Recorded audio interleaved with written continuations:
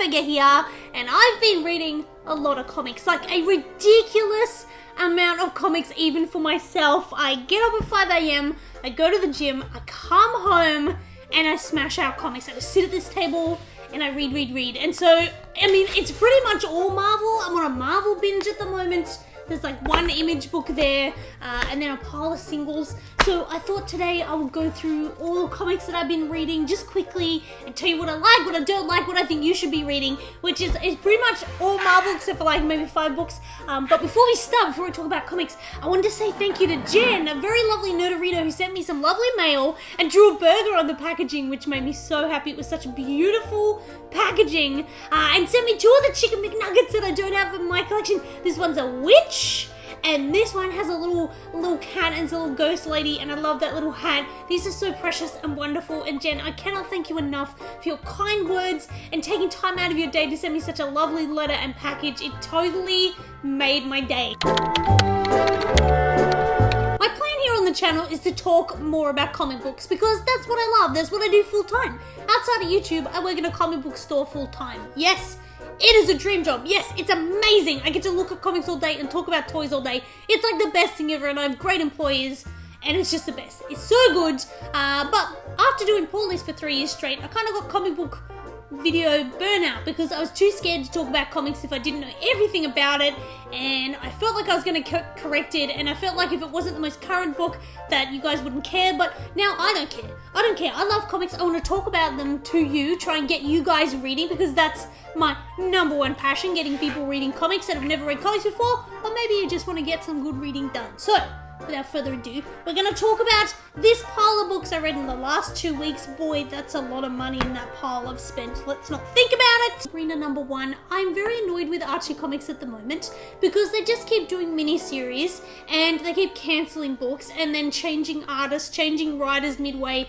and not like how Marvel and DC do it. It's like just randomly, like Vampironica had the best art ever, and then all of a sudden they changed it, and this poor person was like imitating the other artist, and it just didn't work. So I just need Archie to stop spending all their money on multiple variant covers for first issues and spend that money on a great interior artist that they can pay continuously.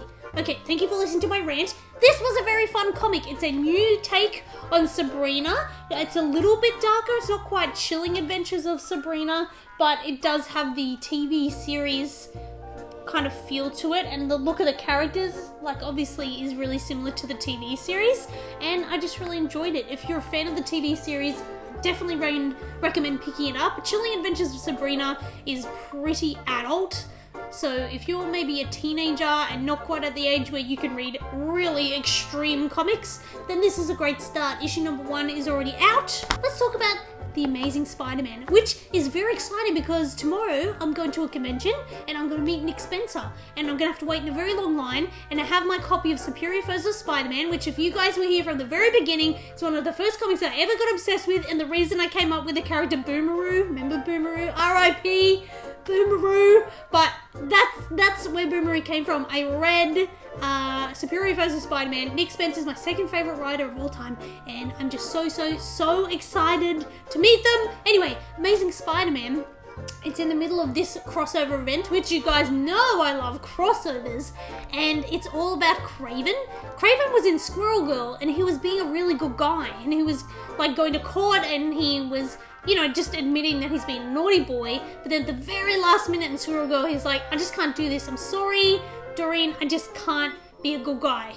And Doreen's like, okay, I respect that, you're still my friend, I love you, you gotta do what you gotta do. And then he's come over as Amazing Spider-Man, and he's so bad, like really bad in this, so it's quite hard for me to read. It's gotten very dark. The start of this series was kind of fun, but now it's like Kraven, he killed like all his sons, and now he has like one son left, and then, well, he didn't kill them, they killed each other, but it's a really complex story. But nonetheless, there's like a hunting game going on where everybody is hunting down superheroes and supervillains, and it's like a big game that people are paying money to do, and it's kind of really upsetting, but it's so well written. I highly recommend it. The first 2 trades, I think, at least, are out of Amazing Spider-Man by Nick Spencer. Who's on art? Is it Otley? Oh, it's Ramos! He's very famous. People really like his art. I'm not a massive fan. Have you read Wonder Twins? Issue number 3 is out this Wednesday, and I'm so excited for it. Originally, I didn't pick it up, and then I saw this variant cover for issue number 2, and I was like, oh, I gotta have that. Look at that, that's a fun time. Wonder Twins is not a really popular character in DC Comics history. They have strange powers, like one kind of morphs into water and the other one can morph into animals. It's really strange, but this is about them going to school and living a normal life here on Earth after coming from their planet. So I really love it because A, it's set in high school. Anything set in high school I love, and it's really grounded. I told you this a million times. I love comics that put superheroes in the real world with real problems, but they're still superheroes, and that's exactly what this is. The art is so, so pretty. Who is this by? Let's have a look. Nope, it doesn't have their names. I'll tell you. Oh, here we go. It's by Mark Russell and Stephanie Byrne, but I just love, love, love that art. Isn't that pretty? That's a good time. So yeah, Wonder Twins. It's part of the new Wonder Comics range. There's also Young Justice and Naomi, and then Dial H for... Is it Dial H for murder? Because I feel like that's not the title. It's Dial H something. Anyway, they've been going really well. And then I got X-23. This is my new obsession. The character X-23, also Honey Badger. Issue number 10 just came out. It's a good time. I didn't enjoy the first story arc, which was all about them meeting these psycho twins. Well, they were triplets, and then one dies, and then I don't want to read this story for you. Who's on art? So it's Mariko Tamaki, who's like one of my favorite people ever, and she inspired me to like get ripped and go like lift weights. Thank you, Mariko Tamaki, but you're also a really great writer as well. We've got Diego Olortegui. I said that wrong, I'm sorry, but you're a very talented artist. Please enjoy these panels. In this one, they met their clone sister, who is quite delightful, and I was hoping that they would be in further issues, but we will have to wait and see. Oh god, I talked so fast and so much then. I had to get a drink of water, and yes, I'm still using my cup from the movie theater. Refreshing, quenching water. Okay, so let's talk about this massive pile of trades. It's all Marvel, but there's one image. So let's talk about the image book first. I finally finished I Hate Fairyland by Scotty Young, a young lady named Gretchen, and she looks like a child, but she's actually 30 years old. Relatable! And she lives in a place called Fairyland, and she doesn't want to live there anymore, and she just wants to get out, and that's what we're following her in these crazy sugar-filled shenanigans. She's extremely violent. Every time she swears, it says things like fluff, and doesn't actually let her swear, but then it allows this ultra violence, so I find that very, very funny. It also has an issue that was done by my friend Dean Rankin, who's a local Melbourne boy, and I love him. He's a delightful person, so it was really cool to see his art in there and see an origin story done by him. So yeah, this is the final trade. It's very sad that this book is over. It could continue in a different setting. I'm not going to ruin that for you, but I think this might be it. And it's just 3 trades. Good, old-fashioned, violent, silly fun. Then I read All New X-Men, Ghosts of Cyclops. As we know, I'm on an X-Men binge. This is by Dennis Hopeless and Mark Bagley. I quite like Bagley's art. It's very expressive. And this one was a little bit hard to follow because I didn't read the storyline before it, but apparently Cyclops went evil and got really angry and killed everyone and became like the worst mass murdery dude in the whole wide world. So now he's been reborn in a way as a kid, and this poor kid's got to live with his name's Cyclops, right? But he's also got, everyone sees him and thinks he's the same Cyclops and that he's a horrible person, but he's not a horrible person. He's a lovely young man, and he just happens to also be a mutant who is a young version of Cyclops who already knows what his future holds, even though it's current time. It's a bit confusing, right? But don't worry about it. It's a lot of fun. I really enjoyed seeing some of my favorite X-Men, and it has X-23 in it. Like I said, anything with X-23 or All New Wolverine in it, I just want to read. I also read Wolverine and the X-Men Volume 1. This is Tomorrow Never Learns, and it's by Jason Latour, really popular Marvel writer, and Mohamed Azar. This is a great kind of modern X-Men story. It does have some of the key players like Storm and Wolverine who are actually kind of together in this, and there's a really cute panel of them smooching. I don't know where it is. Here. How cute is that? And Dupe, remember Dupe from Ecstatics? Yeah, well, Dupe's in there, and they're all teachers at the school, and then there's like a whole new group of mutants through.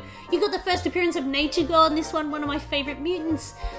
Quinton's there, Rockside's there, and it's all about the Phoenix Corporation attacking the school after Phoenix kind of disappeared, and then Quentin Quire is kind of the key player in this story and holds the key to what the Phoenix is, and we're pretty much learning all about that. It's a ton of fun, especially if you want to just learn about some new mutants. Then I read Silk. This is by Robbie Thompson with awesome art by Stacey Lee. It's so awesome. I love this art. It's kind of cartoonish looking, really bold outlines. Yes. Coloring is really good as well. But Silk was part of Spider-Verse. After discovering their powers, they were locked in a basement in a dungeon by someone and told that they couldn't come out, that they were going to upset the whole world. And so now it's 10 years later, they're out of that dungeony thing, learning about the world, learning about their powers. They come up against Black Cat, which is great to see. They also team up with Spider-Man at one point, and they even go on a date with Johnny Flame. It's a really easy read, easy to understand, great for newcomers. So if you're in a kind of like Spider-Man-y Spider-Verse move after seeing Spider-Verse, is that the movie name? Yes, Spider-Verse. You should read this. And now I'm catching up with Ms. Marvel. I stopped reading this after the Civil War II tie-in. I was reading it in single issues, and that's how much... Hang on, I need to get a drink. That's how much I hate tie-ins. I stopped collecting Ms. Marvel for like a couple of years there, and so now I'm reading it again. I am currently up to volume 6. There's 10 volumes out. Number 10 just came out last week or the week before.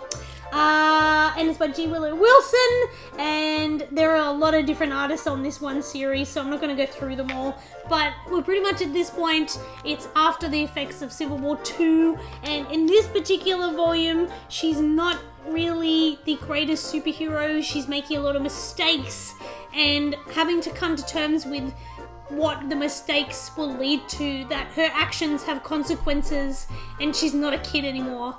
It's a little bit hard to read because Ms. Marvel is such a wholesome, wonderful character and I love them so much, and it's difficult to see them go through this hard time because I feel such a deep connection to them. So it's a wonderful book. It's really well written, but it's dark. It's a little bit darker than what I was used to, so I'm hoping that we can go back on the positive, but it's an important turning point. Volume 6 for Ms. Marvel, Kamala Khan. Can you imagine if they put Kamala Khan I'm literally losing my voice, I've talked too much. If they put Kamala Khan in an upcoming movie. Imagine her in Spider-Man. Imagine her in Captain Marvel. Imagine her, if you will, in her own solo movie, Ms. Marvel. That's like dreams coming true. Yes, please. Okay, then I read New Mutants. Look at the size of this bad boy. This is a very 90s series. It is, yes, some of it's 1993, but also 2003.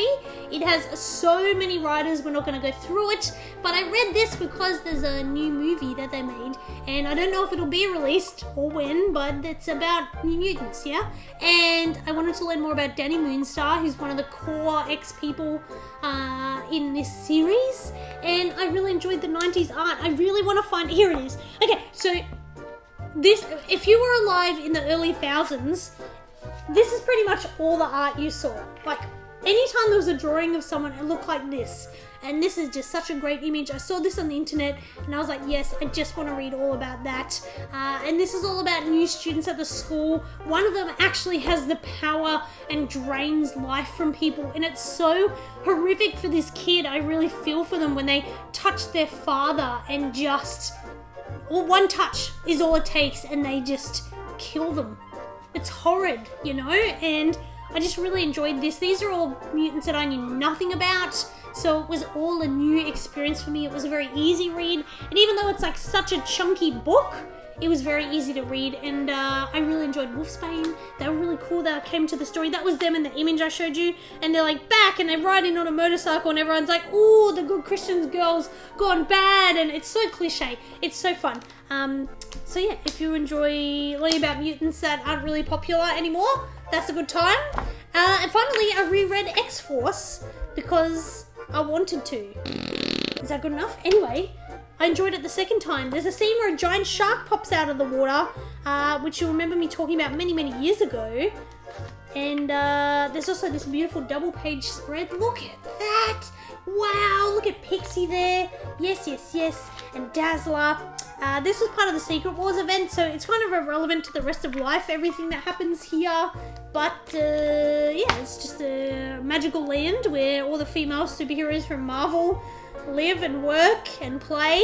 And then that's interrupted when an interdimensional rip occurs and someone gets thrown into that rip into another universe.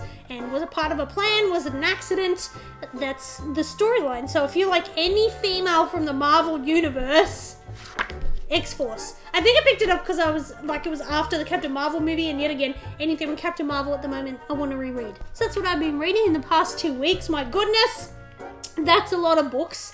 I'm currently reading the new series of Uncanny X-Men. It's a massive trade, cost me like $63, and I've nearly polished it off in 2 days. I've got to slow down. But that's really, really great. Really enjoying that storyline. It's all these kind of future versions of X-Men, and like Angel and Magneto come. They're like, stop it, you gotta kill the world. And then they make all these crazy giant animals come, even dinosaurs, and they come and kill people. It's really great. So that's what I've been reading. I want to know what you've been reading. Please tell me what to read in the comments down below. What's your favorite X-Men book? Tell me. And it has to be a trade, because I'm not going to go buy single issues. So tell me your favorite X-Men trade in the comments down below. Hope you're having a great week. I will see you again soon. And until then, keep reading. Bye!